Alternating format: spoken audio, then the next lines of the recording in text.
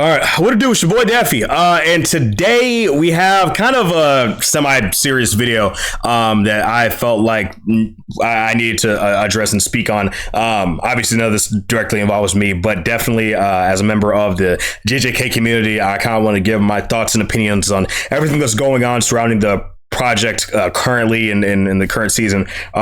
Today, the Naobito versus Dagon fight started in season 2 in the Shibuya incident of Jujutsu Kaisen, and there were some production issues that started to rear their head.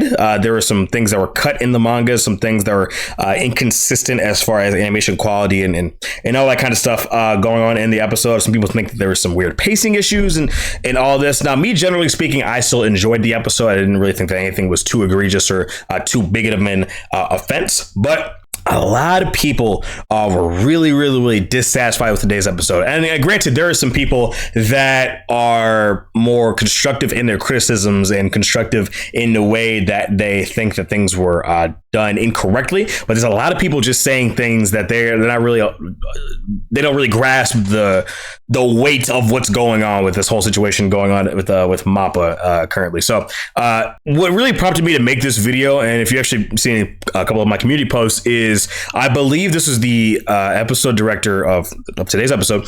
I am unsure how to pronounce their name. I believe it's Hokuto.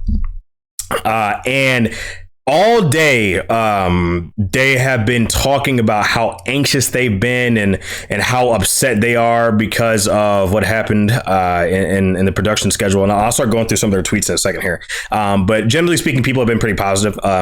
But here, this was about 10-15 minutes ago, or sorry, half an hour ago, but they tweeted out, the ideal would be to not have to do any rush construction in the first place, but since it is unavoidable, we do more research on Mr. Takamatsu, who is the starting point. Now, I'm not going to sit here and question who this person that they're talking about is. I don't really care. I'm not going to sit here and try to stir any drama or anything like that.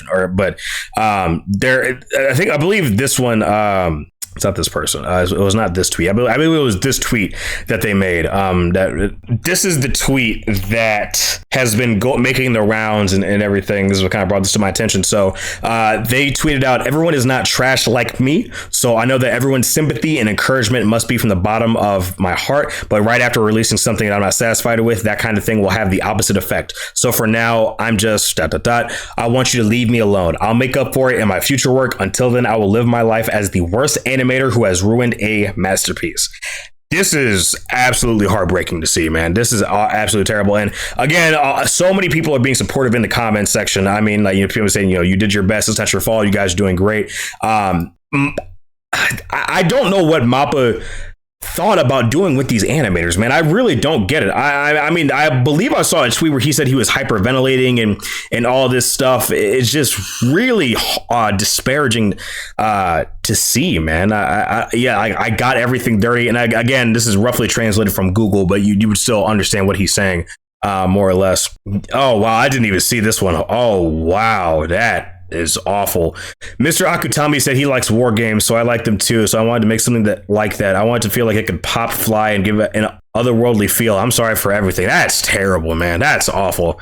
So it's been known that MAPPA has had some pretty bad working conditions, generally speaking. And a lot more people got privy to it because the whole Attack on Titan situation, which I'll dive into in a second. But apparently, and this is alleged for alleged purposes, employees were mandated to sign NDAs, and I believe this article might go over some of this, but sign NDAs discussing the status of the project and like the goings on behind there.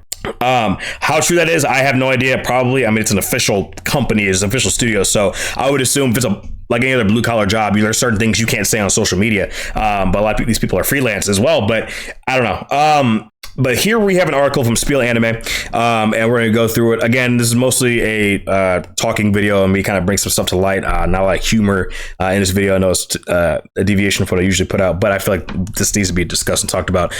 So right here we have this article. We're going to go through it and some other stuff. So MAPPA suffers backlash after overworked staff of Jujutsu Kaisen makes matters public. This is by Rishiraj Saikya, I believe is how you say their name. Following the footsteps of Kyoto Animation, MAPPA Studios has been slowly climbing the stairs to become the next face of the animation industry in Japan. Breaking the internet countless times, MAPPA has not only garnered praise, but an unprecedented backlash from the community. Is this a sign that their unparalleled success was at the cost of something greiter? And MAPPA Studios, I mean, they popped up within the past 10 years. I believe they were founded in 2011 as a company. And I have some stuff right up over here. But they start establishing their dominance quick. In just over a decade, Japanese animation studio MAPPA has rocketed to fame, becoming an undeniable powerhouse in the modern anime industry.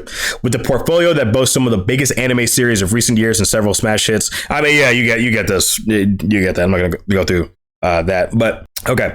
Alongside its accolades and devoted fan base, MAPPA has been marred by allegations of overworking its dedicated staff. It's no secret that MAPPA undertakes an impressive number of high-profile projects every year, renowned for their jaw-dropping animation quality. Notable titles like Jujutsu Kaisen, Chainsaw Man, and Attack on Titan have kept fans on the edge of their seats, but also raised eyebrows about the welfare of the studio's workforce. The burning question has always been, can MAPPA's staff possibly be getting enough rest and sleep when the studio keeps piling together ambitious projects? Sadly, it appears that working conditions have only deteriorated over time, and the MAPPA staff has reached a breaking point. Recently, disturbing information has come to light, revealing that MAPPA required its employees to sign non-disclosure agreements, NDAs. These NDAs explicitly instructed directors and animators working on Jujutsu Kaisen not to discuss overall production state of the show.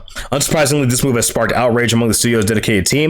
Earlier today, the floodgates opened as numerous animators decided to break their silence. They took to Twitter to talk about the punishing schedules, dismissal working environments, subpar compensation, and the fear they could be silenced by the studio.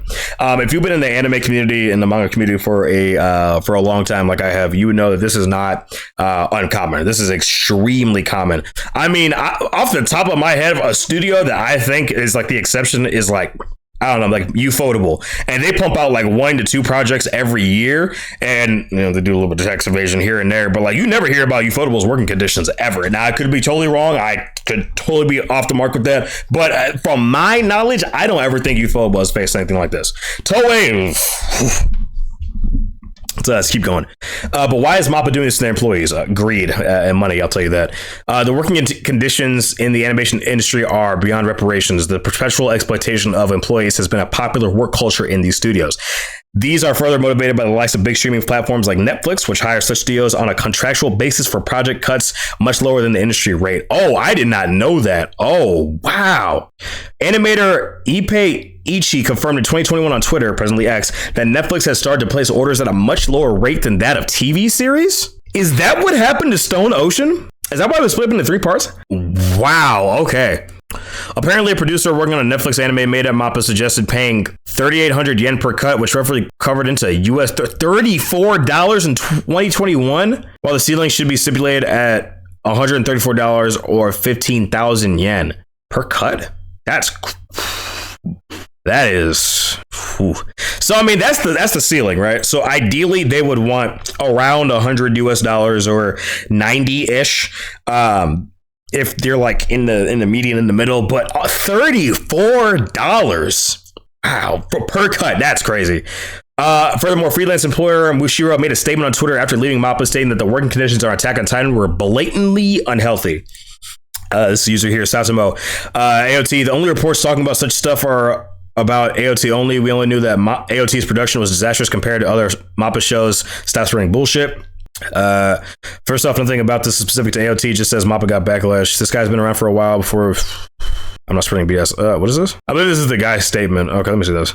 In a feisty Twitter post, Mashio revealed that he has officially exited the studio due to trouble working conditions and confirmed that he is officially transferred to a new production company. He wrote, I don't know why I worked hard to join the company. I don't know why some of the employees were sprinkled outside or stay. Work week after work week after work week after work week. Would you like to fix it until morning? One of the reasons I decided to quit. Oh, fuck though. Absolutely not. Mushio continued to lambast MAPPA and claimed he was asked to do 4 tasks all at once. He said, still, it'd be nice if we could focus on developing original drawings in the company. But of course, we couldn't afford that time. Well, if you do 4 works at once, you don't have time to teach. Oh, that's the thing, right? And this is some similar stuff to like how gaming and developers in crunch, how like, okay, sorry, I need to get my thoughts straight. So you know how in the gaming industry, a lot of these people like they just shit on these companies and all this because like these companies are putting out game after game of inconsistent quality and games are launching like awful. And the thing is that a lot of these developers, they know this. They know this. Halo Infinite, right? I could call up them right now, and I'm sure that they could tell me however many issues Halo Infinite had and why they got postponed and all that. But these people, at the end of the day, they're people too, and they know what kind of product they're pushing and selling. They don't want to serve you slop. They don't want to, right? Obviously, you have your exceptions here and there, but they want a product that they can safely put on their portfolio, they can put on their record, and it's going to make them shine, make them feel good. A lot of these people join the industry for passion. It is what they would like to do. If something's your passion, you're not wittingly or knowingly putting out slop and garbage and all this stuff. Like, that's why this individual, Hokuto, that's why they're feeling the way they do, because they care. They say they even joined because of, it's because that they love the industry and they love the product. But then when you're not given the time and the tools to do it effectively, what's going to happen? You're going to burn people out and you're going to make a terrible product that's going to make a stain on this company for a very, very long time. And unfortunately, I'll just hold it off to the end. I'll hold it off to the end. It's probably going to be a long video. So yeah, just if you're still here, just thank you. Decision of, I just read that. Okay. Excuse me. MAPPA has garnered a lot of attention in recent years. Past employees and critics claim that it is on its path to becoming the next Madhouse, which evidently collapsed due to its extremely harsh and deformative work culture.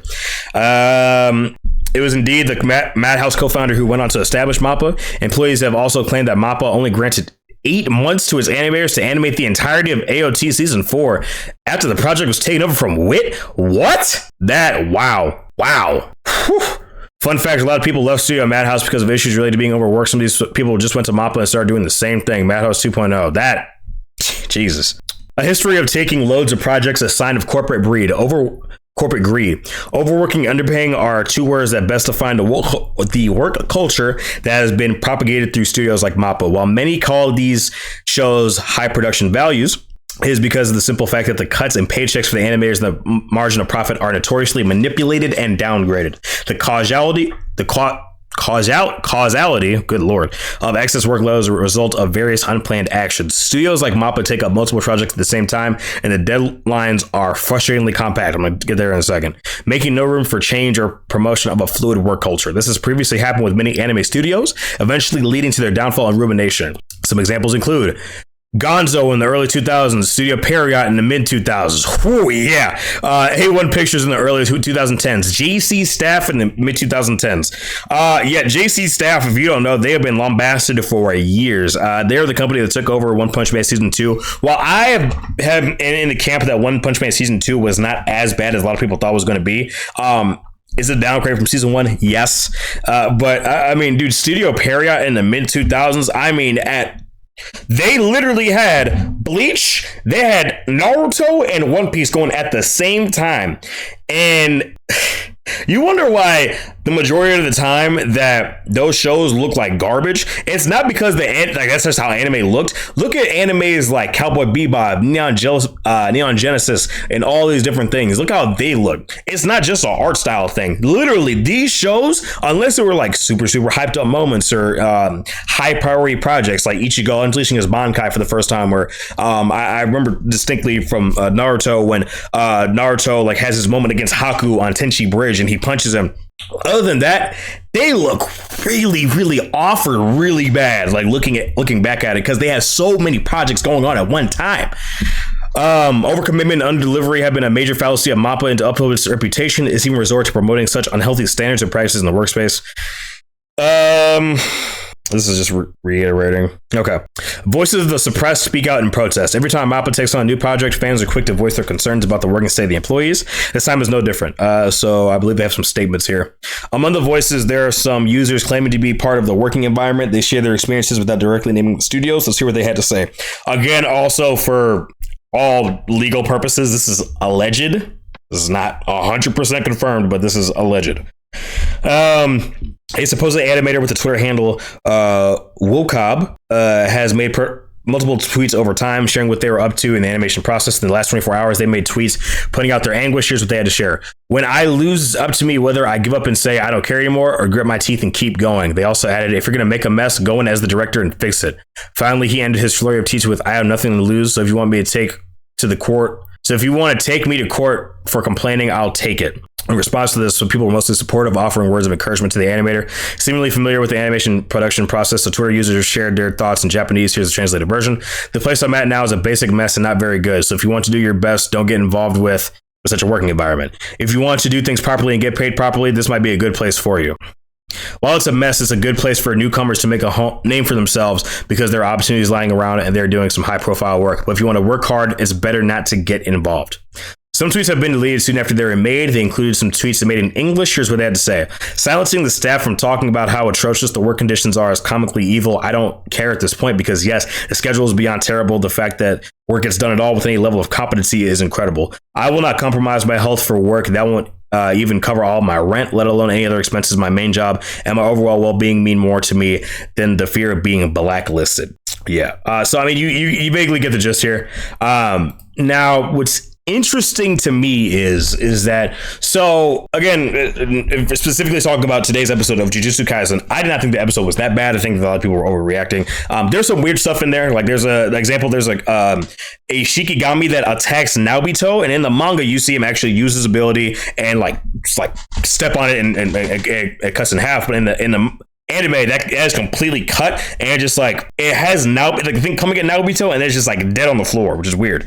Again, they had to make cuts and all this stuff, and the director themselves said they're not very proud of it. But a lot of people in the anime discussion only, it's a little better now because a lot of these issues are starting to get, whatever, are starting to become highlighted. But I mean, this person said, when I say this is one of the best episodes I've seen in anime, it's insane. And again, that's your opinion. I disagree personally, but you know what I mean? But a lot of people are saying, like, they were really talking about the content of the episode, and they were, people are hyped, people are excited. So a lot of people, like, even this is talking about how Naobito is overwhelmingly badass and doing all this stuff. So a lot of anime onlys, they're having a good time, they're loving it. A lot of your reaction channels, I doubt that they'll really like hone in and be like, what is this? You know what I mean? But for the manga readers, if you go into this manga discussion, someone said very good episode anyway. My conspiracy theory is MAPPA not delivering the Yuri on Ice movie has placed some kind of curse on them. I mean, it's kind of funny. Man, bland pacing is weird, but the disconnect between the manga discussion, the manga reader discussion, and anime discussion reader, like, I mean, I even commented, I was like, I gotta be the only one who enjoyed this episode thoroughly. You know what I mean? And there are some people, that actually agree with me. You know what I mean? Now this person actually, they said Reddit and Twitter are currently in the delay the anime phase. If next week is good, Gojo versus Curses, Yuzi versus Tozo, then all will be forgotten until the next episode. That's simply just okay. Not defending the production schedule, but it's funny how cynical, not clinical, but cynical how everyone is. I said, TBH, I'm down for them going on a 2 to 1 month break because the animators are consistently speaking out on this production schedule. Honestly, it could be however long. As long as it's not like Zom 100 where it's indefinite, as long as people are getting treated like human beings, I don't really care. But I just threw the number out of 2 weeks to 1 month or whatever. You know what I mean? One animator said they had to be emergency brought in for like 16 cuts, which is crazy given the amount of time they had. Now, if they pull some shit like Zom 100, yeah, there are way bigger issues at play. I will tell you that, in my opinion, I don't think they would announce a break. I don't think they would announce a break until after Halloween, because I mean that's when Shibuya happens, and that's like the peak PR for them, I guess. So I don't know. That's just like a small theory I have, but it's just a lot of people. Yeah, it makes you fell way off, and all this. Episode was let down. A lot of people are very disappointed in this.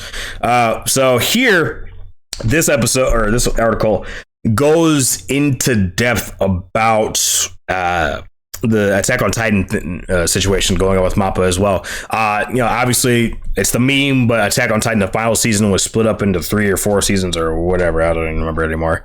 And I'm sorry, it got split up into 4 seasons, which is wild because they're, people were just memeing all over the place, splitting 9 chapters over 2 cores. Imagine the part 2 will have part 1, part 2, bro, like all this stuff. And again, the animators themselves spoke out and they were like, hey, it's just because this is way too much going on at one time. Now, what I wanted to talk about here was the amount of projects that they had going on. So this is wild to me. Okay. So if we look from 2022 to like right now, from 2022 to 2023, they have had Attack on Titan, the final season part 2, whatever this is, Dance Dance, Sunsewer, Chainsaw Man, everybody knows how Chainsaw Man looked and how expensive that was. Vinland Saga season 2, Campfire Cooking, Another World, I don't know what this is. Attack on Titan, the final season part 3, Hell's Paradise, Jujutsu Kaisen season 2, which is still going, and Attack on Titan, the final season part 4. So you have 1, 2, 3, 4, 5, 6 projects in 1 year. Bro, I think before they maxed out, I think 2020 was the same. Yeah. So 2020 had something similar, but it was kind of spread out. I mean, you had like 11, 12, 13, whatever. Oh, wow. Got high schools in 2020. Oh, yeah. That also makes sense. That also makes sense. Yeah. Yeah. That's why that's part of the reason why they crammed so much. I know what they did. I think they covered like 200 manga chapters into got a high school. But I mean, before that, I mean, they weren't even, dude, that's ridiculous. 6? And these are high. These are a lot of these, Vinland Saga, Attack on Titan, and Jujutsu Kaisen. Not even talking about Hell's Paradise, but these are very, very high action. Like, this isn't like slice of life anime. You know what I mean? Like, you're not allowing your animators to breathe. I don't know. This is just Now movies, it's kind of different. With movies, they have a lot more leeway. They can announce a movie a year in advance. You know what I mean? They'll mostly be okay. I mean, shit. I believe that's what happened with I think Jujutsu Kaisen Volume 0. I think they started to work on it while season 1 was airing, and then like did a promotional for it at the same day season 1 ended. And I believe it came out in December in Japan, and then in the US came out in March. But it's different because I mean you have way more time. You know what I mean? It's just this is sad. This is just really sad.